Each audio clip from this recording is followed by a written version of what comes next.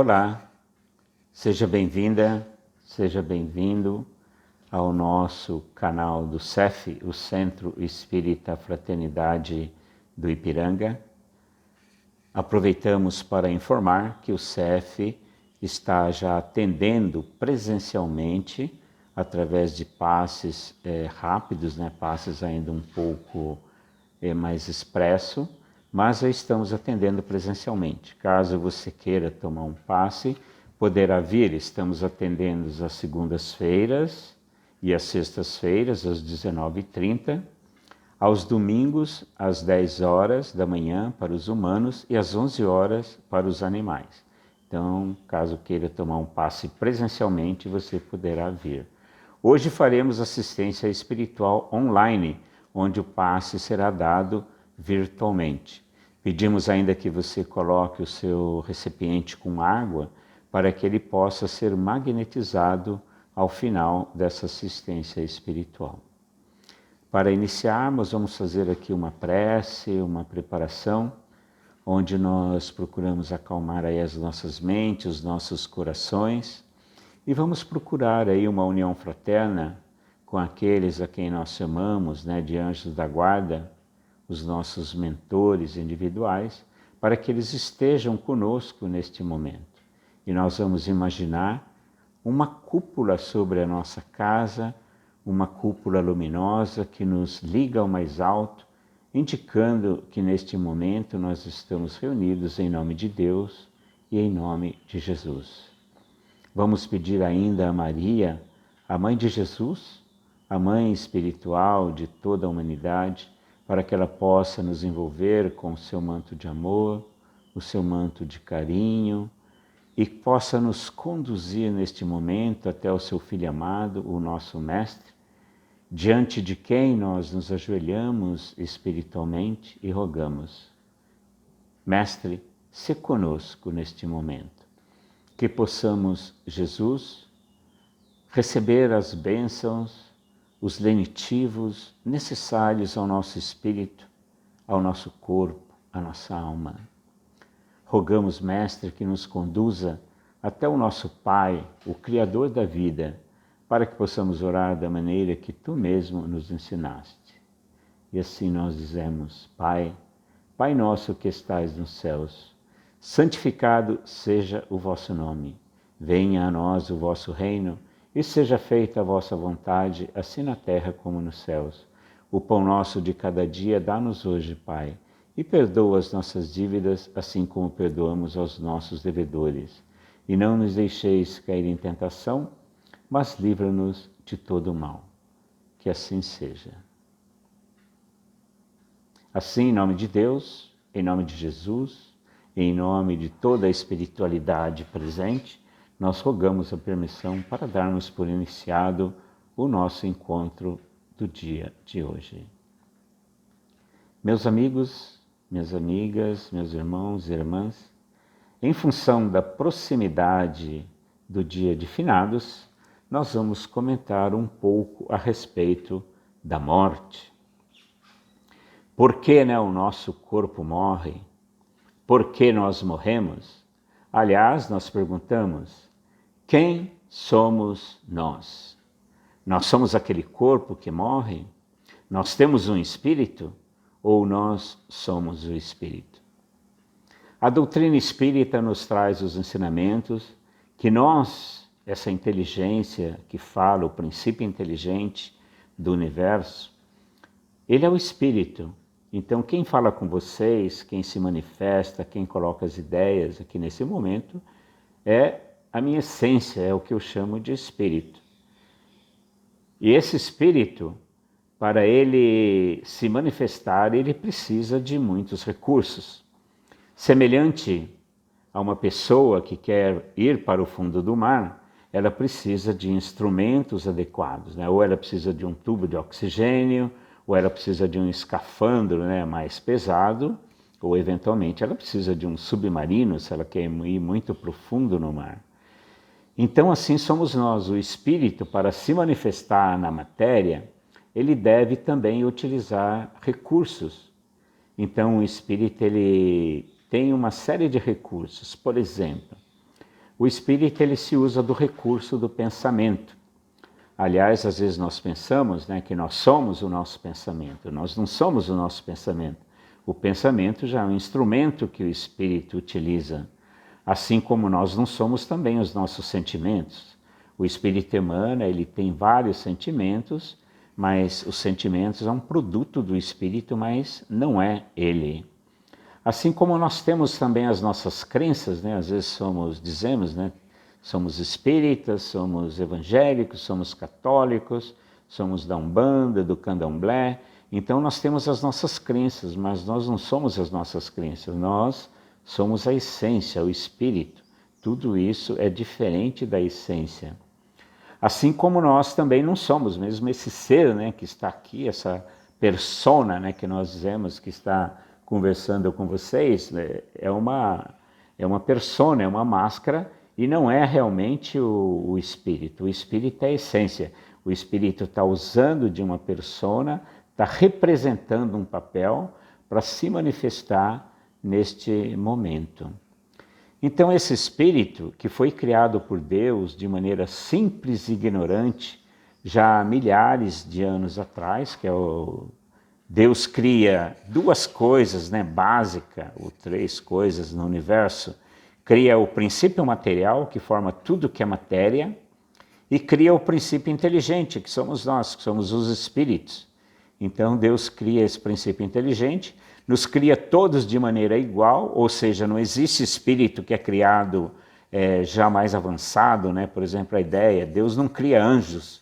Anjos são espíritos que já cresceram, que já evoluíram, assim como não criam demônios também. Os demônios são espíritos que estão no seu princípio de crescimento e de evolução. Deus nos cria e coloca no universo mais uma coisa que ele criou, que são as suas leis, né?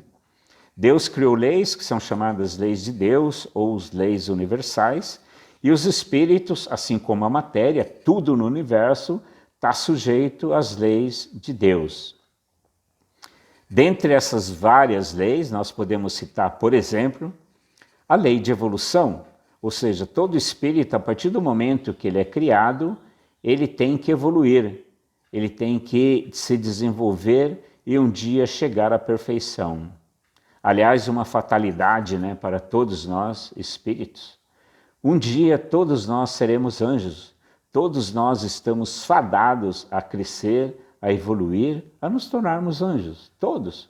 Ah, mas e aqueles demônios? Também um dia eles evoluirão, eles também são filhos de Deus, eles também são criaturas de Deus, foram criados por Deus. E um dia também, tanto quanto nós, eles vão chegarem a ser anjos. Assim como possivelmente muitos de nós já fomos demônios também um dia, quando estávamos menos evoluídos, perturbávamos aí muita gente. Então o espírito ele está dentro desse processo de crescimento, dentro desse processo de evolução.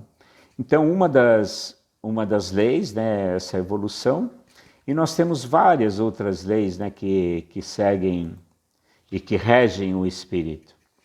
Por exemplo, a lei de causa e efeito. Só a lei de causa e efeito, ou seja, que tudo que o espírito faz tem uma consequência, né, tem um resultado, mas isso é um motivo para uma outra preleção, só para falarmos da questão da causa e efeito, né, que é uma lei muito importante que age também sobre o espírito. Hoje queremos falar mais da lei de reencarnação. Então Kardec diz o seguinte: nascer, morrer, renascer ainda e progredir sempre. Tal é a lei. Ou seja, então esse é o nosso objetivo. Nascer, morrer, renascer ainda e progredir sempre. Tal é a lei. Então nós estamos dentro desse processo de evolução constante. E para que a gente evolua, para que a gente cresça, o espírito ele tem que lançar mão de vários instrumentos, várias formas. Então o espírito ele se reveste de elementos mais pesados, que o espírito é extremamente sutil, extremamente leve, extremamente etéreo.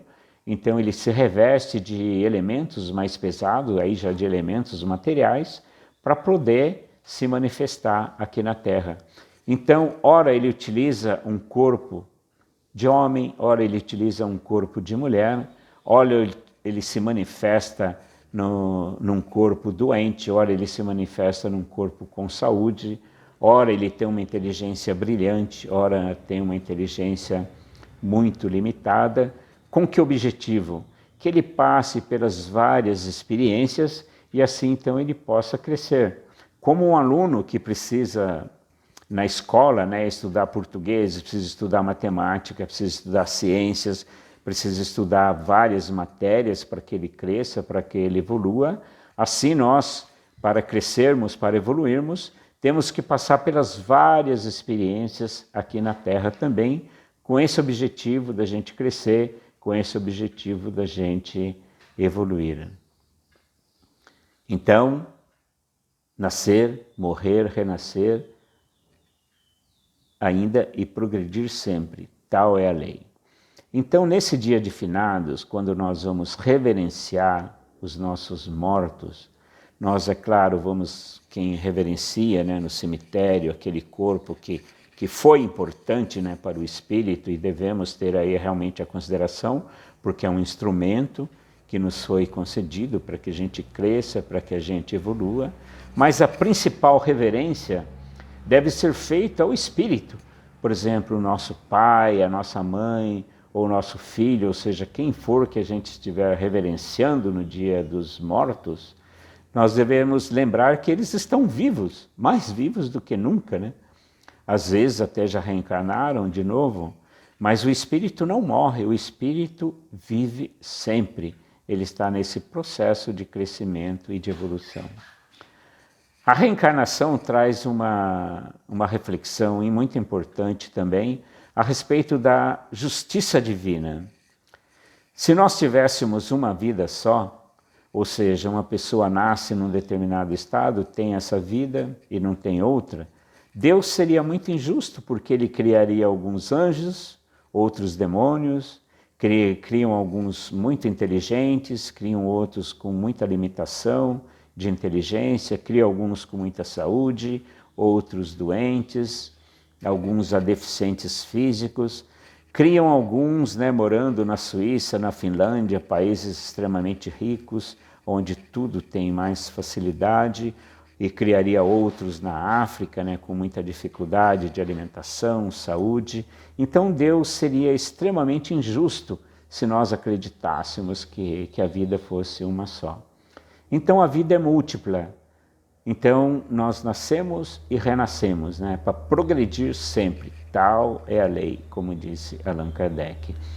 Então no dia de finados nós vamos reverenciar os espíritos não mortos, né, mas vivos, assim como sugerimos que quando a gente pensa em Jesus, a gente pensa em Jesus vivo, né?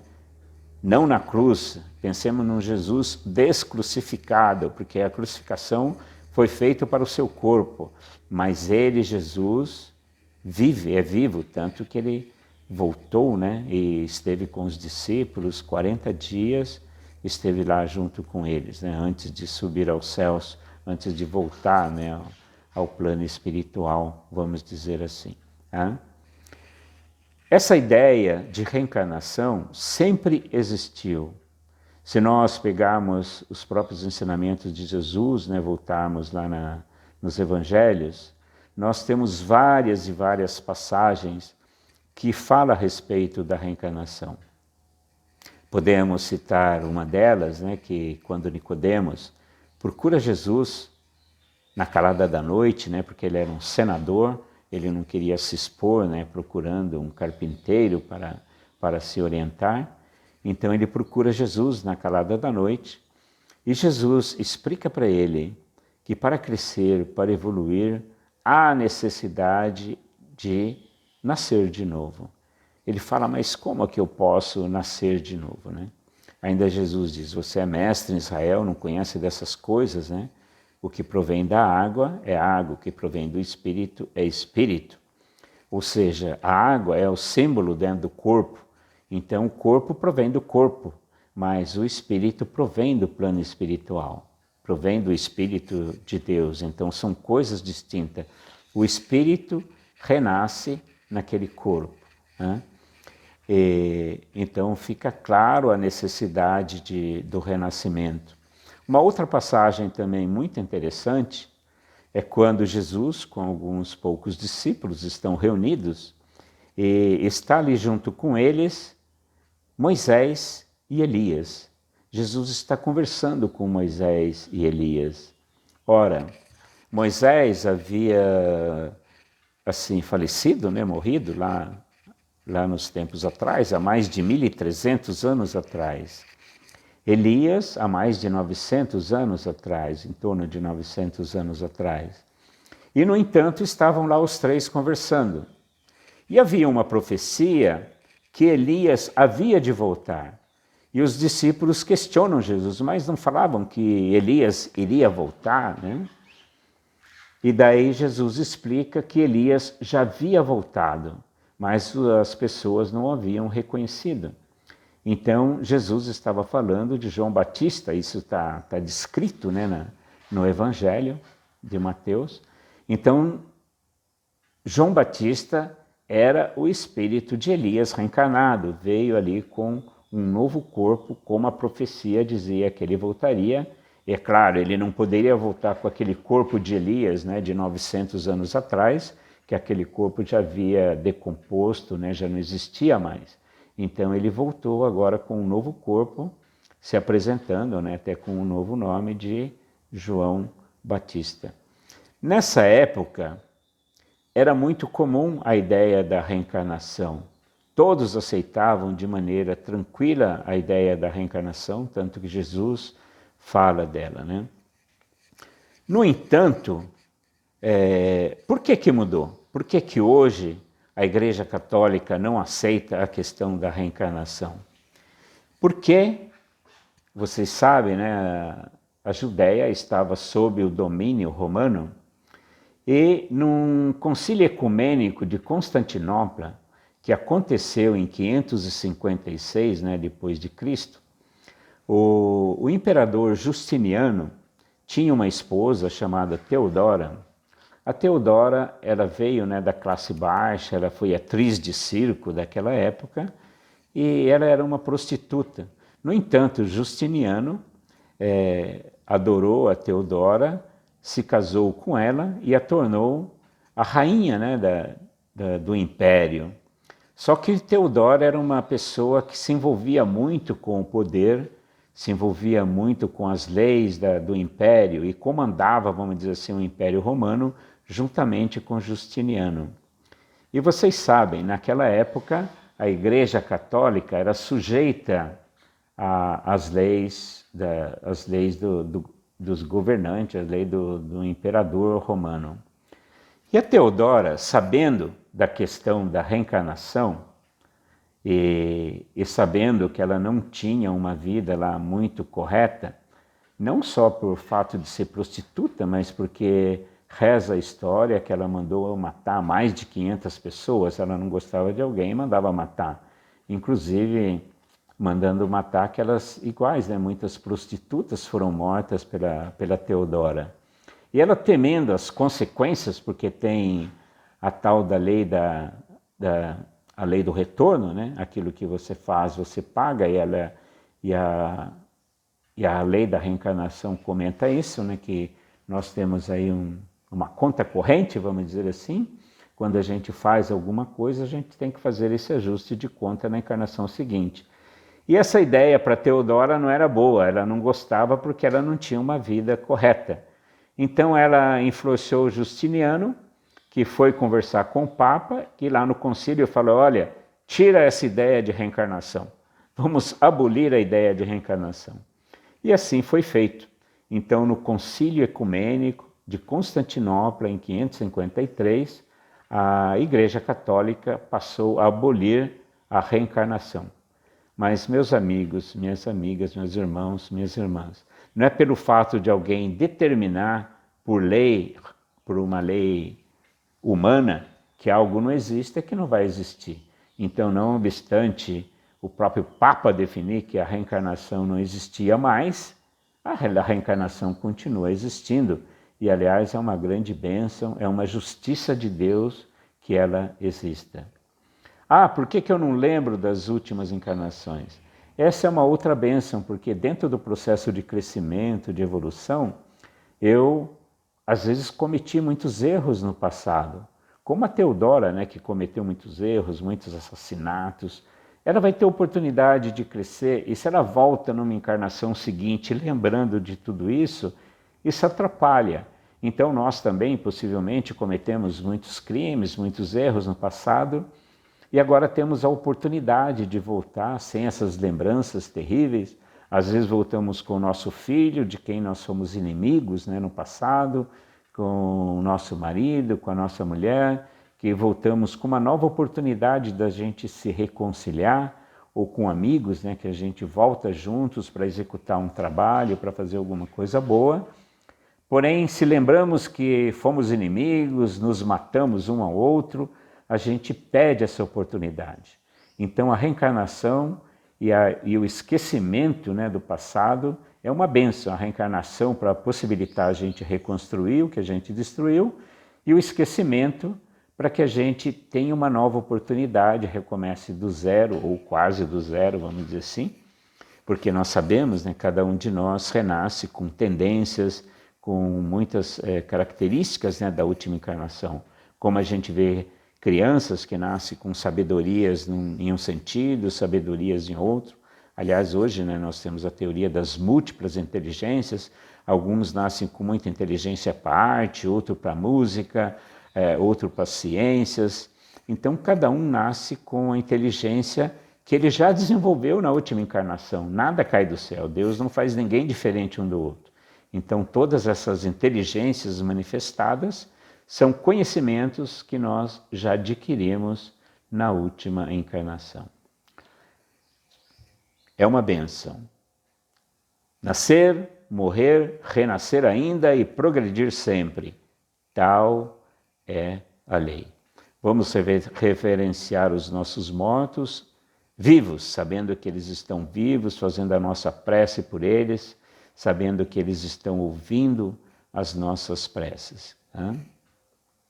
Muito bem, vamos caminhar agora para a nossa assistência espiritual. Vamos pedir para que cada um acalme o seu coração, a sua mente, e vamos pedir a assistência dos amigos espirituais para que estejam em nossa casa, para trazer o lenitivo, para trazer aquilo que nós precisamos para o nosso corpo e para a nossa alma. Reunidos também no Centro Espírita, lá no CEF, existem grupos de pessoas que estão no CEF, também em suas casas, vibrando, emitindo energias, emitindo um magnetismo, orando para todos aqueles que assistem a esse programa. Então eles emitem energia e mentalizem que essas energias estão caindo sobre cada um de vocês.